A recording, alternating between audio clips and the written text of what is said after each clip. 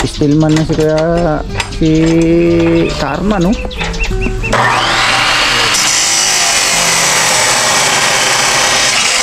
Gagamitin pandawil sa mga ka-journey.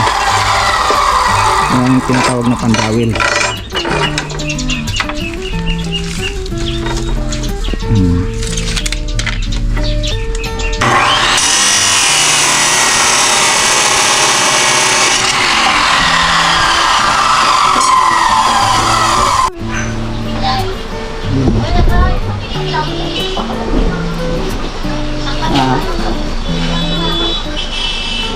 Maraming bibili ito. Ito.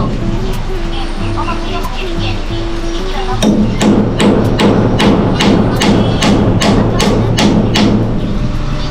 Mix. Ako si Patricia.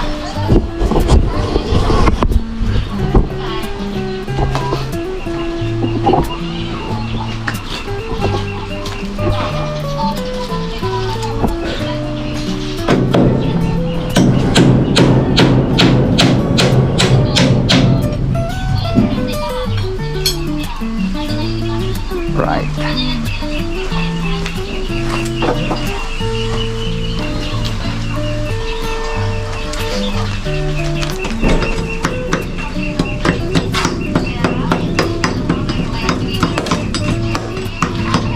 Klaseng pakabayo ng susunod na tato.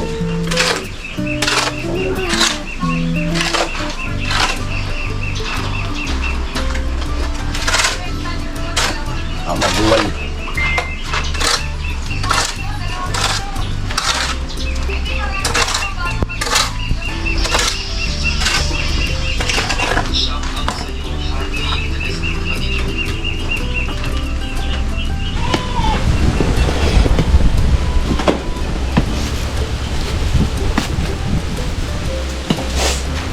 So yun po mga ka-journey, maghuhukay kami rito. Panambak. Dalawa kami dito ni ano, ni Karman.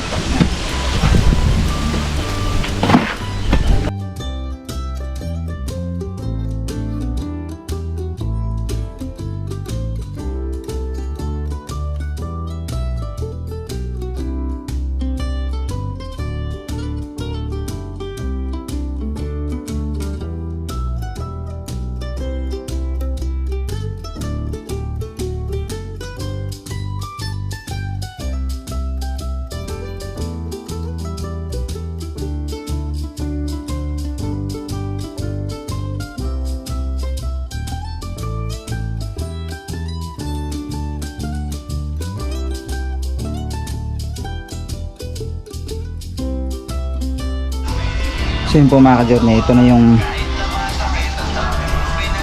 binungkalating lupa doon. Ayan. Ayan. Nambakan to para pantay dito yan eh. Tapos patagin bago siya sisimentohin. Ayan. Patagin siya. Hanggang dito yan. Alam ko hanggang dito. Ito. Tapos may simento. Halos isang hakbang na lang o may isang baitang may isang step dyan, tapos akyat. Ganyan ang system yan. Ayan o. Ang ganda nyan mga ka-journey pag natapos talaga ito. Pagka nagkapera ulit, dito naman lagyan ng double wall para hindi masaludsod. Nakakasaludsod kasi ito eh, oh. Mga ganito, talas yan. Sipaw-paw ang delikado nito, yung mga ganito. Matutulis yan, oh. Yan. Kailangan yan sa ma-double wall. Na kahit ganito lang din siya na plywood. Yan ilalagay dyan, double wall. Tapos sabay birahin ng pintura. Ayan. Ayan, ganda niyan. Pagka na-double wall na yan siya. Ganda niyan mga ka-journey. Pero as sa ngayon, kahit hindi muna, at least ang importante mga ka-journey ay malipatan na siya kaagad. Kahit hindi mo na siya madubulol, pagka dito na lang, yung ibig kong sabihin, pagka nandito na, kahit pa utay-utay, halimbawa, yung itong sunod na mga sahod natin, dito muna na parte, bibili tayo. Tapos sa pasunod naman, doon naman, hanggang sa mabuo siya. Yan. At least, wala na tayong upa. Yun ang ano namin mga ka-journey. kailangan namin na makalipat na kaagad talaga. Yan, kahit ganito pa siya ang itsura niya, pwede na siyang lipatan kasi wala namang naging problema o wala namang problema dito mga ka-journey. Hindi naman masasabi natin na nakakatakot. Walang problema dito kung yun ngang mga gamit nila ni Ate Flor dyan, yung mga ganyan, no? Mga tangke-tangke na yan, nandyan lang yan sa labas, yung mga yan. Wala kang dapat alahanin dito. So kahit ganito siya, pwede na siyang tirhan talaga. Yan. So yun lang muna yung update natin dito mga ka-journey. Mamaya pupunta ko dun sa bukid ni Kuya Mando at magdidilig daw siya ngayon dun sa mga pananim. So hahabol ako doon. Tapusin lang muna namin ito siya, tapos pag natapos to pupunta na ako dun sa bukid ni Kuya Mando para makita ko yung paano yung ginagawa niya dun sa mga pagdidilig ng kanyang mga pananim. Right? So yun po mga ka-journey, babalikan po namin kayo. So yun po mga ka-journey, tapos na natin tambakan to. So bukas ay papatagin yan, then isisiksik, no? Sisiksik tapos tubigan para sumiksik. Yan ang sabi nila, patagin, pantayan yan, tapos isisiksik. Yan. So yun, nakalinis na ako. So tatapusin ko lang yung aking editing. Pagkatapos nito ay pupunta tayo sa bukid. Puntahan ko si Kuya Mando kasi nagpapatubig siya dun yan mga ka-journey. Tapos uwi kami mamaya na ng alas 9 ng gabi.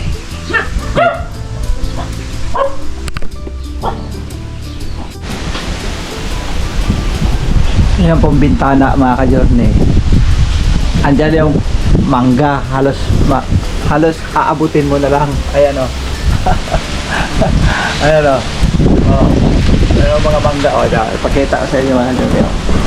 Haba ako ito. Ayan.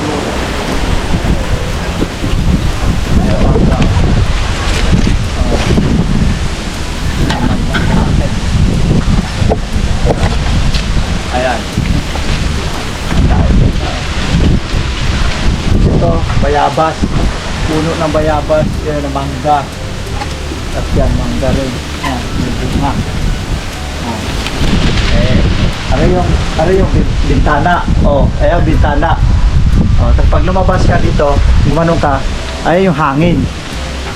Grabe ka hangin mga ka-journey. Sobrang hangin, akala mo para bagyo ang oras ay alas 5. Pag ganitong oras sa alas 5, grabe ng grabe ng kahangin. Napakalamig. Pag gusto mo magtambay-tambay doon sa may unahan, ayun doon, may dalawang duyan doon. Pwede ka magtambay doon. Yan. Lakas ng hangin, Yan, See? Wow, ang lakas ng hangin din Ayan yung kabila Ito naman yung kabila. Ayan naman yung puno ng laki ng malunggay. Ayan malunggay Ayan malunggay yan. Ayan ayan puno ng malunggay.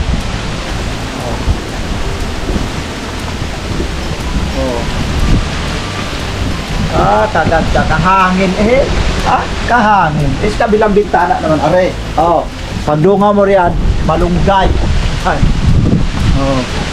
Taas ng hangin province life yan mga ka-journey. Di ba? Walang init dito. Tas dami kang matatanaw dito, mga itik, pato. Ayan pato. Pato. Dahil pato. Yan, may manok doon. May mga manok. Mga aso. Yung tambak. Yung tambak.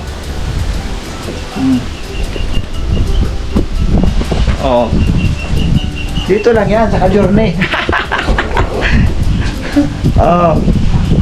si Tams, oh, tambay-tambay. Sipol-sipol dito sa bintana. Pag gusto mo kumain ng mangga, ayan, oh. Oh, pipitasin mo na lang. Totong-tong ka lang din eh. Tungtong ka din eh. Oh. Tapos, pitasin mo na yon, mangga. Ay, ay. Mga Junior.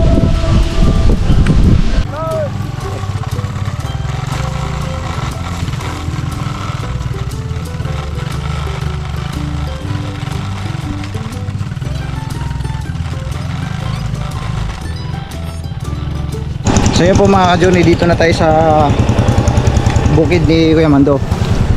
So ito, ano natin, tika lang. Daling ko lang yung ano, baka malubat tayo. Mga ka-Johnny. Daling ko lang yung extra ano ko. Extra battery at saka ano. Huwag kang malubat. Yan.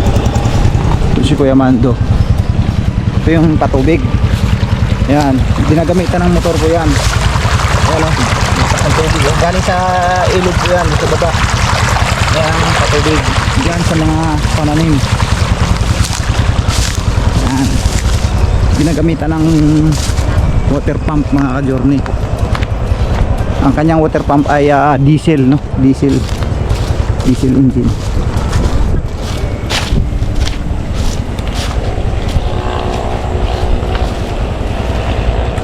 Ay, ganyan pala yan.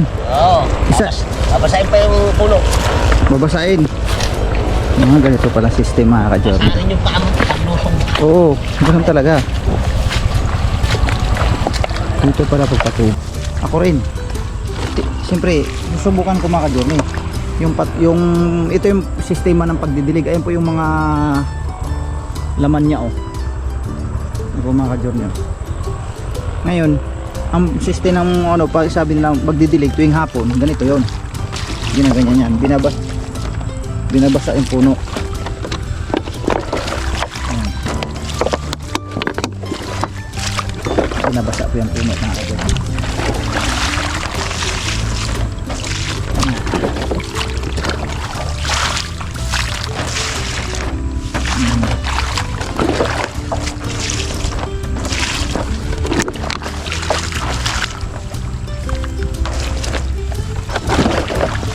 Matutunan natin yung suste.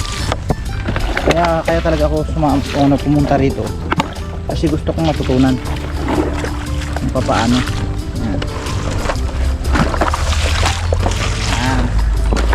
Yan lang.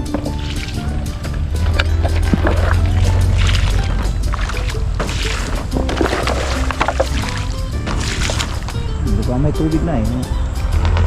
Hanggang din yun. Ha? Oh. Oh, siya. Ayun ang mga tropa, oh. Oh, good evening. Kape. Kape. Ayun ang mga tropa, eh. Tubig mo.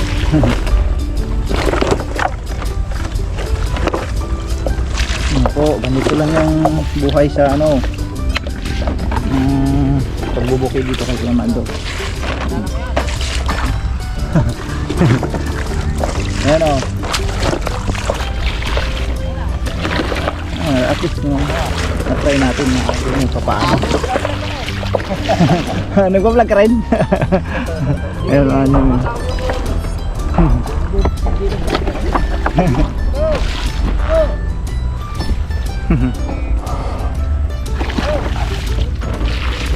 Yan. Yan ang sister ito mga ka-Journey. Yan.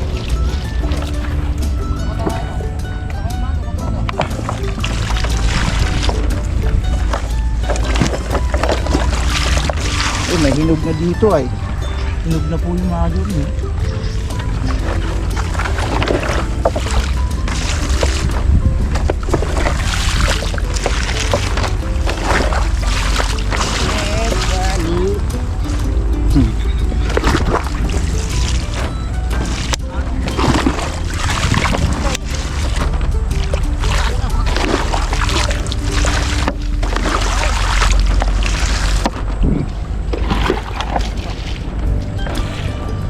Ganito lang ang sistema ka-journey.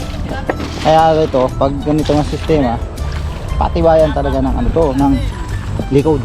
Kasi yuyuko ka talaga eh.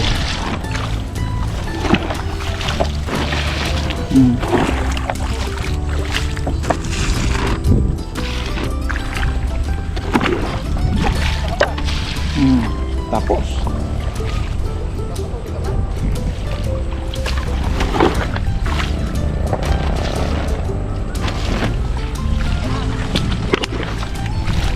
hindi na umaabot dito.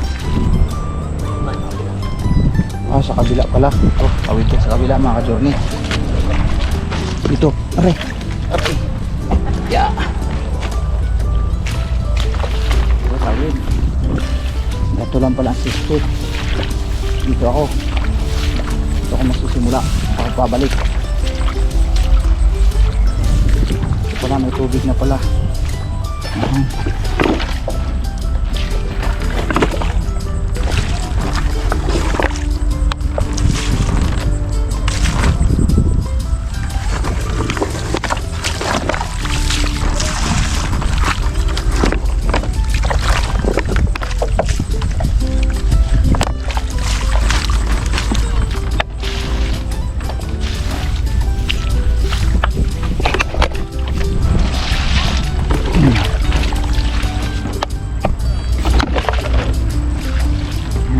At least na-experience natin tong ganitong trabaho. First time ko makagawa ng ganito mga ka-journey. Yung pagdidilig ng ganito. Pananim na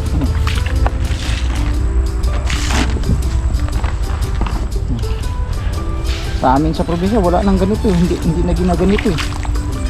Nang dilig-dilig. Yung pagsimula lang, yung parang maliliit pa sila.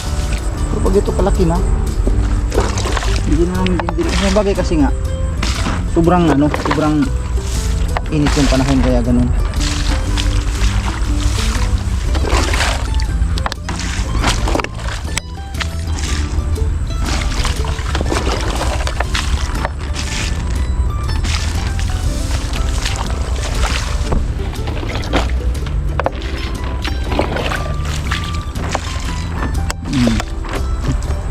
Na-experience natin yung ganito for the first time mga ka-journey.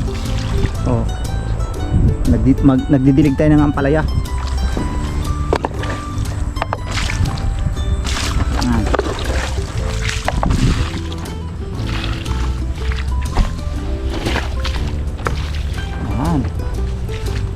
Dito pa pala. Dito pala sa kabila. Ibig sabihin siyempre sa lawak nito talagang anuhin mo ito. Naku, babalikan natin yung kabila. Wala pa pala yun wala pa. Kumbaga dito pa lang tayo. Ibig sabihin mga ka-journey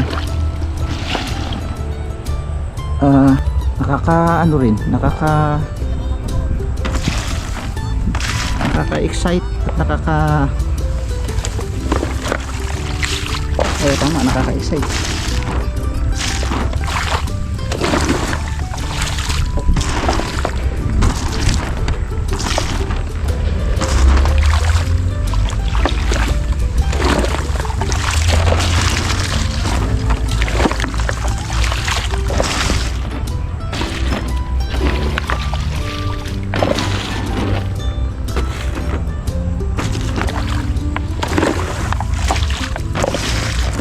Proseso ng pagdidilig.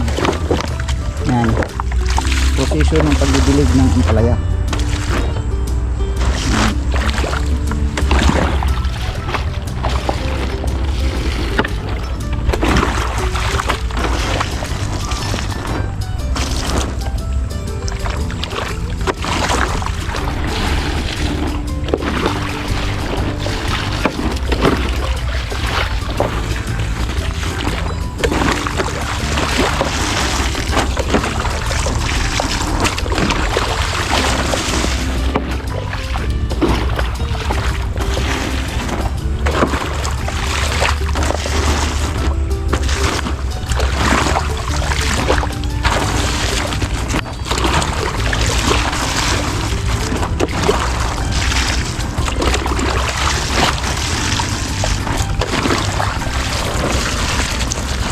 Nakakalibang yung ganitong trabaho. Nakakalibang mga ka-journey. Repetition lang ganito. Patibayan lang to ng ano, likod. Patibayan lang dito. Oo. Patibayan lang ng likod yan. Yun, sa kabila na may tubig na. Wala pang tubig dito. Wala pang tubig. Mamaya uli. Ganun lang. Ganun lang mga ka-journey. Pabalik-balik lang ang trabaho. Ano po? So, na-try ko na kung paano ang sistema ng pagdidilig ng ganitong ano. Siyempre, first time natin mga ka-journey. So, lipat tayo sa kabilang block. Kasi by block yan eh.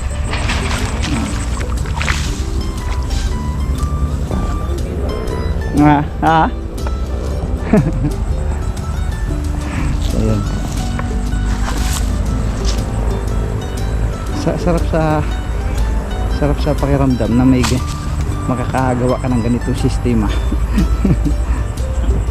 Di ba mga ka-journey? Na hindi mo sukat akalain na na-try ko to ngayon.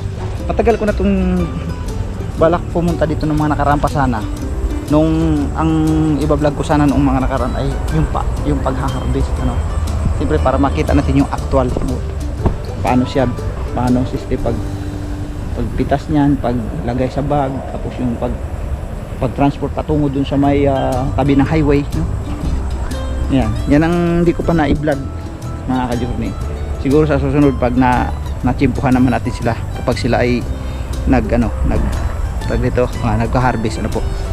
Pero sabagay malapit naman na sa sunod na mga buwan o mga 1 week or 2 weeks pa, no mga ka-journey.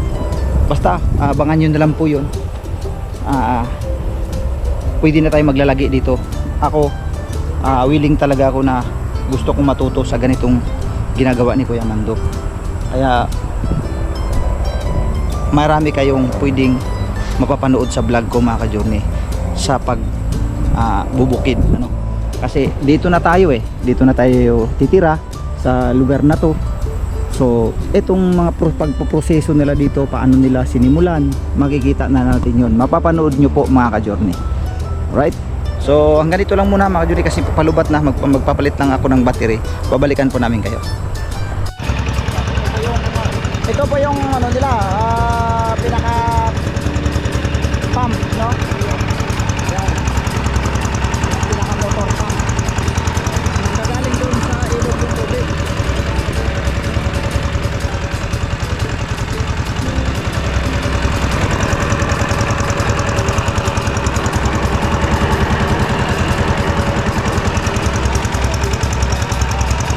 Patungo na yan doon sa may ano, sa may gulayan.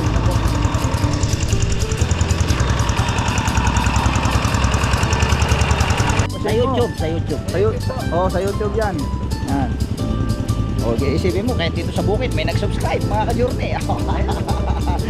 Yan ang aming commander Kuya Mando namin. Talagang matikas yan, Brad.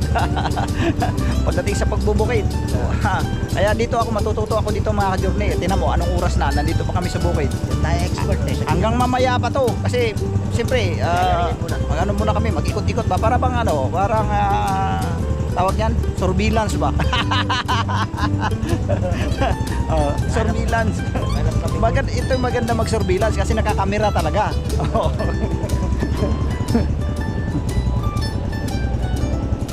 So yun po mga ka-journey, tuloy tayo ng second round mga ka-journey. Dito naman tayo sa kabilang block. Ayan, ito marami na madaay na tubig. Ayan, tapos na tayo ron. So dito naman tayo mga ka-journey ito. Ayan. Ayan. Salubungin natin si Kuya Mando kasi si Kuya Mando doon nagsimula sa dulo.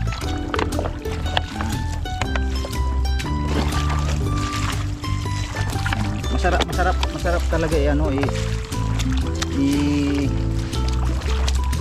idakot ng tubig pagka yung madami ng laman yung ano pinaka-irrigation niya. Ayan. Okay man daw. Oo.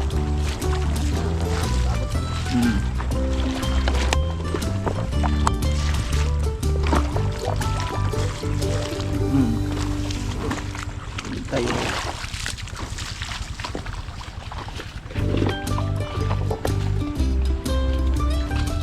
Dito tiyaga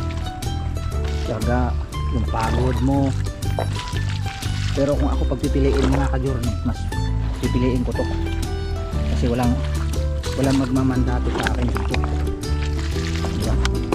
Kung akin to siyempre, diba? Pipiliin ko to. Bagaman pagod talaga to. Para ka rin nagtatanim to ng palay eh. Kasi uyuko ka talaga. Magtanim ay di biro, maghapong nakayuko, di naman makatayo, di naman magkaupo. Ikunday, ang inyong mga kamay, lumuhod, nang hindi ka mapagod. Pag araw-araw na kayo ko, di nagyod mo tayo. May dako yung problema pag di na matumayo. Sige lang.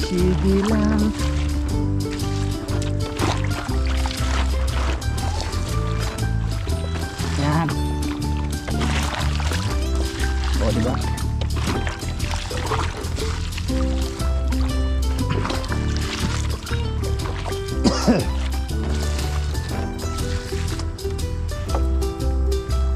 Magdilig ay di biro, maghapong nakayuko, di naman siya tumayo, maghapong nakadilig. So yun po mga ka-journey, meron lang akong gustong malaman dito kay Kuya Mando. Yung sistema ng, yung ito katulad nito, yung block na ito, isang block na ito. Paano system yan Kuya Mando? Kung halimbawa, sa isang taon makailang bisis po? Mga 3 lagayan. Mga 3 lagay. Hindi, bakit hindi na siya pwedeng ulitin Kuya sa sunod na taon halimbawa? May fungus na yung lupa. Ano siya, pwede mo siyang ilipat ng ibang pinitak pero hindi ka na pwedeng magtanim sa pinagtamnan mo dati. Kasi yung magiging tanim mo, pag inulit mo uli, magiging patayin na yung halaman. Hindi na siya gaganda. Hindi na gaganda. So, pagkatapos pala ng isang taon nito Kuya Mando, lipat uli ng panibagong bukid. Panibagong bukid? Oo, tayo ka na naman ng panibagong balag. Oo. Yan. Kaya, tapos ang system ng tudling niya Kuya Mando, paano ginawa niyo po yan? Mano-mano? oo, pinala ko lang yan, yung lahat na yan. Grabe ang trabaho nun kasi Masakit lang sa katawan. oo. So ibig sabihin mga ka-journey, sanayan talaga dito. Sanayan lang talaga, kumbaga andito yung buong lakas mo talaga, igugugol mo talaga dito. Kasi pag hindi mo gagawin yung katulad yung sinasabi ni Kuya na manumanuhin mo yan, pag hindi mo minamano-mano yan, ay hindi mo mauumbok ng ganyan yan. Kasi parang pinapaumbok mo yung lupa eh. Para hindi matubig. Para hindi matubig pagka nagpatubig ka. Oo, hindi siya nakaangat yung ugat. Oo. Hindi siya nakabababad sa tubig. Oo. Kasi pag nakababad, ang post nun ay mamamatay ang tanim. Mamamatay. Makukon yung Parang ugat. nalulunod. Oo, malulunod, malalaga. Oo. Tapos ang patubig niya Kuya, mga anong oras bago magsimula magpatubig? Ang ano niyan kasi pa yung papalamig na para yung tubig malamig. Malamig. Hindi ka pwedeng magpatubig ng maga. Oo. Kasi pag inabutan ng araw, iinit yung tubig, malalanta yung ugat, malalaga. Ayun. Yung pala yung mga cause. Mga po pwede at hindi pwede. Pwede ka magdilig yung hapon kasi malamig na yung tubig. Kasi malamig na yung tubig. Hindi po pwede sa umaga kasi habang papaaraw, papatindi init, may tendency mamamatay ang mga pananim. Malalaga yung mga ugat. Yun, may natutunan tayo mga ka-journey. Kasi doon sa probinsya namin Kuya, sa Palibasa kasi yung mga pananim namin noon ay basta naitanim lang. Ganda rin kasi ng lupa. Maganda kasi ng lupa sa amin. Basta tanim lang kami ganyan. Makailang harvest okay na. Ganon din. Wala na. Hindi mo na rin uulitin. Hindi din sa amin. Pero hindi ganito pag sistema Kuya. Hindi sa amin hindi ganyan. Yung talagang itinatanim mo lang siya. Nakalunas yun. Yung tutudlingan lang ng diretso, tanim mo na rin yun. Tanim mo na kaagad, antimano. Yun ganun sa amin. Tapos may balang din na ganyan. Dito, obligado yung nakataas yung ugat nung ampalaya. Yun ang kwan yan. Hindi pwedeng itatanim mo siya ng mabababad yung ugat. Oo. Hindi tatagal ang buhay. Maiksi ang buhay. Yun pala ang bintaha sa ganito. Para maganda ang bunga, eh, kailangan nakaganyan, nakaumbok yung lupa. Naka-flat. Tapos mayroon siyang irrigation na bawat gilid. Yun, medyo nagkaroon tayo ng idea mga ka-Johnny sa mga system. Iba-iba kasi pamamaraan ng pagtatanim. Dito ibang sistema ang pagtatanim nila. Kasi may alam ko may abono ba yan? Meron. May abono. Kada pitas ng bunga, kinabukasan, abono. Pag-abono ka. Abono ulit. Continue yun. Kada pitas. Kada pitas. Ganun. Abono, spray. Ganyan. Spray ka ng insecticide. Ang kwan dyan. Para hindi kakainin ng mga insekto. Yung insekto. Malaman mo rin mga insekto. Kaya pala mapapansin natin mga ka-Johnny, ang bunga niya kagaganda talaga. Kikinis ng yung balat ng yung ampalaya. Kasi nga alaga siya talaga sa may pangontra sa mga insecticide. Kaya ganyan. Ano yung insecticide? 24 hours lang, wala nang bisa yun. 24 oras lang. So, 24 oras lang, wala nang bisa yung insecticide.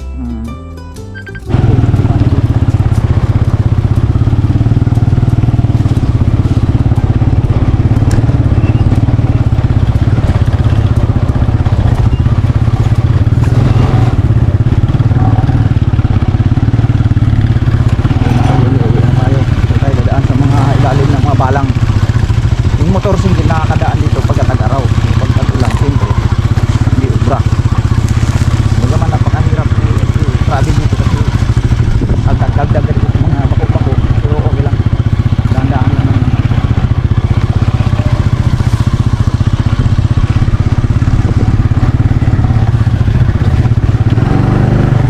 So yun po mga ka-Johnny, nandito na tayo sa bahay na po. Ayan. Yung ating mga kuwan.